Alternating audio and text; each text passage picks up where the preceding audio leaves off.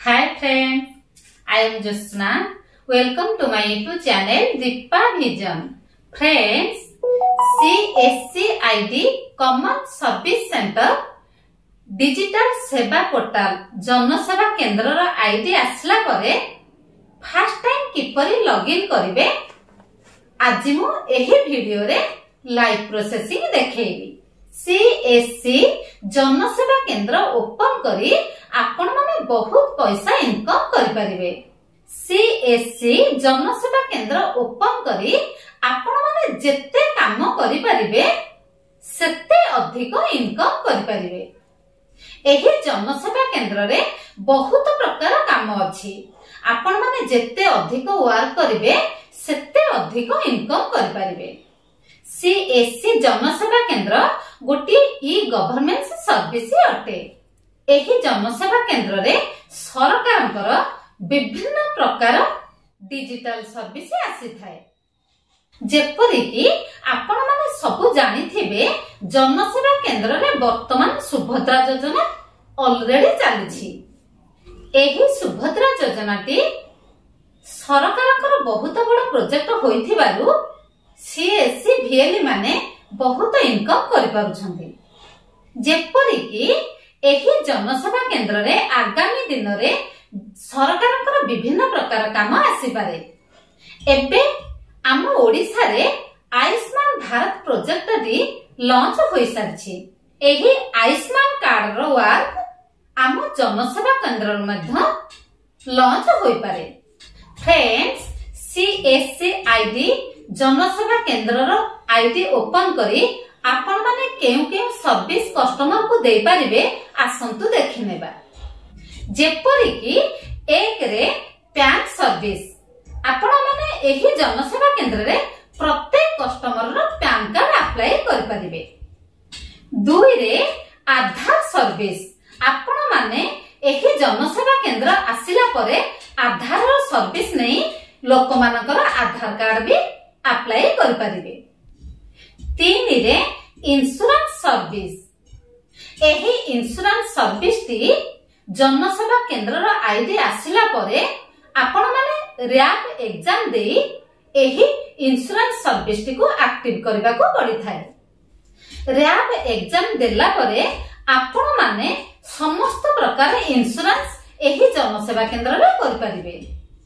चार रे gas agency service एही जनसेवा केन्द्र माध्यम रे आपण माने गैस एजेंसी मध्य खोली पारिबे। एही गैस एजेंसी ओपन करी आपण माने बहुत इनकम मध्य करि पारिबे। एही परी जनसेवा केन्द्र रे बहुत प्रकार काम अछि। जेपरि कि agriculture, telecom, tax, DTH, pension, water, travel, fee payment, loan, scheme, e store, banking एही परी विभिन्न प्रकार जनसेवा केन्द्र रे वर्क अछि। जनसेवा केन्द्र रे आपण माने विभिन्न प्रकार वर्क करी लोक मानको सर्विस दे परिबे। एही जनसेवा केन्द्र रे आपण माने बेसिक कंप्यूटर सेंटर मध्य ओपन कर परिबे। आपण माने जनसेवा केन्द्र रे एही कंप्यूटर सेंटर ओपन करी स्टूडेंट मानकु कंप्यूटर सर्टिफिकेट मध्ये दे परिबे। जेपरि कि एही जनसेवा केन्द्र रे सरकारंकर आ गोटे बड़ प्रोजेक्ट अछि पीएमजी दिशा। एही पीएमजी दिशा प्रोजेक्ट रे आपण माने digital certificate free of cost रे दे परिबे। एही प्रोजेक्ट रे काम करिबा द्वारा सीएससी भिएलई मानकु सरकार भलो कमिशन मध्ये देइथांती। एही जनसेवा केन्द्र रे आ गोटे भलो सर्विस अछि ताहा हेउछि पेंशन योजना। एही पेंशन मध्य रे आपण माने एनपीएस नेशनल पेंशन सिस्टम, अटल पेंशन योजना आउ सामयिक मानधन मध्य करि परिबे। जनसेवा केन्द्र रे आउ गोटे भलो सर्विस अछि ताहा हेउछि एलआईसी। आपण माने माइक्रो एलआईसी मध्य एही जनसेवा केन्द्र रे करि परिबे। एही जनसेवा केन्द्र रे आपण माने cyber security security professional basic online course मध्य कर परिबे एवं Tally prime with basic GST course. एही जनसेवा केंद्र रे आ गोटे भल काम अछि ताहा हेउछि प्रधानमंत्री फसल बीमा योजना। आपण माने प्रति वर्ष कृषक मानकर एही फसल बीमा योजना अप्लाई करी बहुत भल इनकम मध्य कर परिबे। एवं जनसेवा केंद्र रे आउ गोटे भल सर्विस अछि ताहा हेउछि आईआरसीटीसी। एही जनसेवा केंद्र आईडी पाइबा परे आपण माने एही आईआरसीटीसी आईडी को एक्टिव करबा को पड़िबो। एही आईआरसीटीसी माध्यम रे आपण माने प्रत्येक कस्टमर रो ट्रेन टिकेट, फ्लाइट टिकेट, बस टिकेट सब एही जनसेवा केंद्र रे अप्लाई करि परिबे। एही आईआरसीटीसी सर्विस रे प्रत्येक टिकेट रे आपण को भल कमिशन मध्य मिली थाए। एही जनसेवा केंद्र रे टैक्स सर्विस भी अछि। एही टैक्स सर्विस रे आपण माने लोक मानकर आईटीआर रिटर्न फाइल भी कर परिबे। एही आईटीआर रिटर्न फाइल करबा द्वारा सीएससी आपण को भल कमिशन देई थाए एवं बहुत भल भल प्राइस मध्य देई थाए। एही जनसेवा केंद्र रे सबुठारो गोटे भल सर्विस हेउछि एपीएस सर्विस जहा हेउछि डीजीपे। एही डीजीपे सर्विस रे आपण माने जनसेवा केंद्र रे प्रत्येक दिन कस्टमर को बैंकिंग सर्विस देई परिबे। एही डीजीपे बैंकिंग सर्विस रे भल कमिशन मध्य वीएलई को मिली थाए। एही जनसेवा केंद्र रे टेलीलॉ सर्विस मध्य अवेलेबल अछि। एही टेलीलॉ सर्विस माध्यम रे आपण माने प्रत्येक कस्टमर रो केस फाइल मध्य फ्री ऑफ कॉस्ट रे कर परिबे। एही जनसेवा केंद्र रे टेलीलॉ सर्विस माध्यम रे भल भल सरकारी वकील माने मागणा रे सर्विस देई थांती।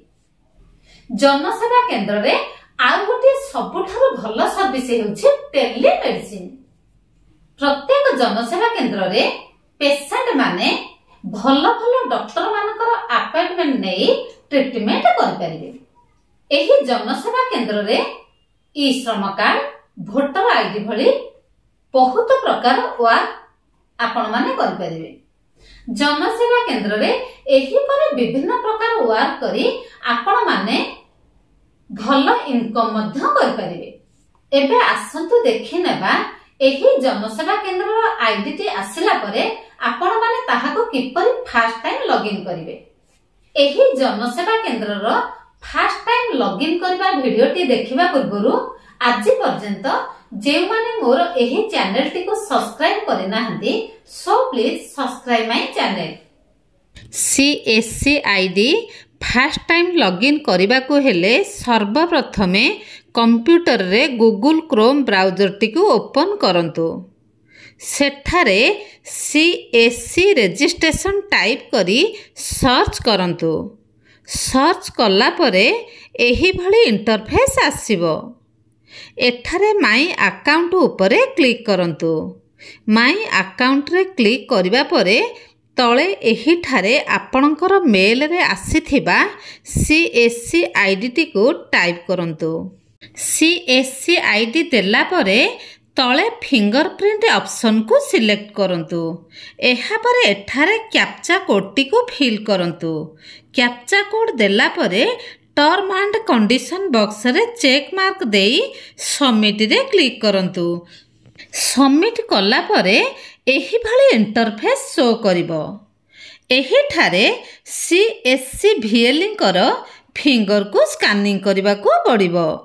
एही ठारे चेक मार्क देई स्टार्ट कैप्चर उपरे क्लिक करंतु। कला परे एही भली इंटरफेस आसीबो। एठारे आपणकर सीएससी आईडी रो प्रोफाइल शो करिवो। देखंतु एठारे आपणकर नेम सहित mobile number, mail ID, date of birth, CSC ID, TC number एही सब देइछि एवं एठारे स्टेटस रे एक्टिव शो करिवो। देखंतु एठारे आई कार्ड उपरे क्लिक करी आपणकर CSC identity card T download करि परिबे। एही कार्ड टी को आपण प्रिंट करी कार्ड तैयारी करी लगाई परिबे। एहा परे देखंतु एठारे सर्टिफिकेट रो चित्र देइछि। एही सर्टिफिकेट टी उपरे क्लिक करंतु। सर्टिफिकेट टी ओपन होई जिवो। एही सर्टिफिकेट टी हेउछि कॉमन सर्विस सेंटर रो लाइसेंस। एही सर्टिफिकेट टी आपण निजर सेंटर रे लगाई परिबे। एहा परे एबे देखंतु एठारे KYC अपडेट ऑप्शन देइछि। एठारे क्लिक करंतु। देखंतु एहिठारे KYC अपडेट रो इंस्ट्रक्शन देइ अछि। All the details can be updated only once in a period of 60 days। एठारे आपण एबे किछि करंतु नाही, परे जरूरी हेबो तो अपडेट करि परिबे। एबे सब अपडेटेड थिबो। एबे एठारे प्रोफाइल उपरे क्लिक करंतु। देखंतु एठारे आपणकर banking details and PAN details show करिवो। एहा परे देखंतु एठारे आपणकर लोकेशन टी देइछि। एठारे क्लिक कले अपडेट जियो लोकेशन शो करिवो। आपण CSC आईडी अप्लाई कला बेले जे लोकेशन रे जियो टैग्ड वीडियो करिथिले सेही लोकेशन रो लैटिट्यूड एंड लॉन्गिट्यूड शो करूछि। एठारे एबे किछि करंतु नाही। एबे एही पेज को लॉग आउट कर दियंतु। एहा परे आपण CSC डिजिटल पोर्टल लॉगिन करंतु। लॉगिन कला परे CSC रो लॉगिन पेज टी एही भली शो करिवो। एठारे लॉगिन उपरे क्लिक करंतु। एहा परे एठारे CSC आईडी टी को दियंतु। आईडी परे पासवर्ड टी को टाइप करंतु। देन कैप्चा कोड टी को एंटर करंतु। कैप्चा कोड देला परे साइन इन उपरे क्लिक करंतु। एहा परे आपणकर CSC आईडी एही भली ओपन होई जिवो। एहा परे देखंतु एठारे कियोस्क एड्रेस एवं शॉर्ट सर्वे देइछि। एठारे सिलेक्ट डिस्ट्रिक्ट उपरे क्लिक करंतु। आपणकर डिस्ट्रिक्ट को सिलेक्ट करंतु। देन अर्बन बॉडी को सिलेक्ट करी फिल करंतु। एहा परे एठारे एरिया लोकालिटी एवं पिन कोड कियोस्क एड्रेस एही सब को फिलअप करंतु। एहा परे सबमिट उपरे क्लिक करंतु। सबमिट कला परे एही परी आसीबो।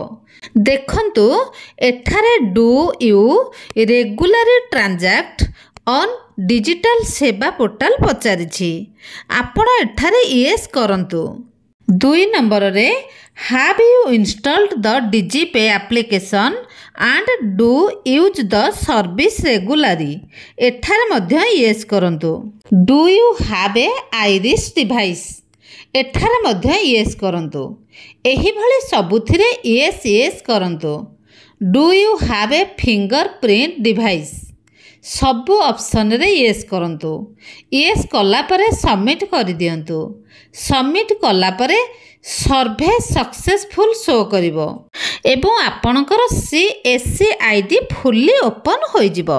एबे एहिठारे आपण CSC पोर्टल रे सब प्रकार सर्विस करि परिबे। आशा करूछि मोर एही भिडियोटी आपण मानक पई बहुत यूजफुल होइथिबो। फ्रेंड्स, जदि मोर एही भिडियोटी आपण मानक भलो लागिला तेबे लाइक करी शेयर करि दियंतु। Thank you.